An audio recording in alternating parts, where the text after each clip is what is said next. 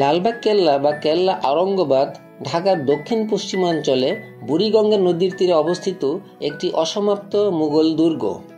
এটির নির্মাণ কাজ শুরু হয়েছিল 1678 সালে মুঘল সুবেদার মোহাম্মদ আজম শাহ কর্তৃক, যিনি ছিলেন সম্রাট আওরঙ্গজেবের পুত্র এবং পরবর্তীতে নিজেও সম্রাট পদপ্রাপ্ত হয়েছিলেন। কিন্তু পরে তিনি দিল্লি চলে যান, এতে কাজ বন্ধ হয়ে যায়। তার উত্তরসূরি মুঘল সুবেদার শায়েস্তা খাঁ 1680 সালে নির্মাণ কাজ আবারও শুরু করেন, কিন্তু শেষ করেননি, কারণ মুঘল সুবেদার শায়েস্তা খাঁর কন্যা পরী বিবি মারা যান।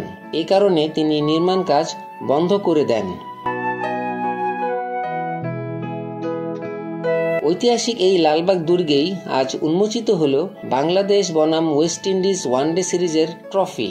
যৌথভাবে ট্রফিটি উন্মোচন করেন বাংলাদেশ অধিনায়ক মেহেদী হাসান মিরাজ এবং উইন্ডিজ অধিনায়ক শাই হোপ।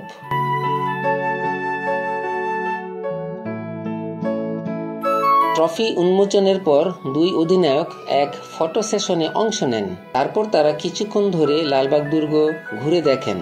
এ উপলক্ষে ব্যাপক নিরাপত্তা ব্যবস্থা নেওয়া হয়।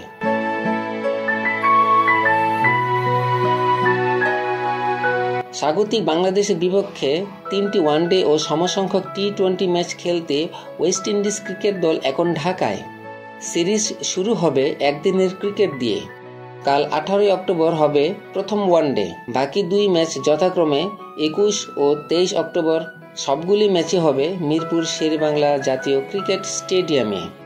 1999 থেকে 2024 সাল পর্যন্ত এই দুই দেশ পরস্পরের বিরুদ্ধে 47টি ওয়ানডে ম্যাচ খেলেছে।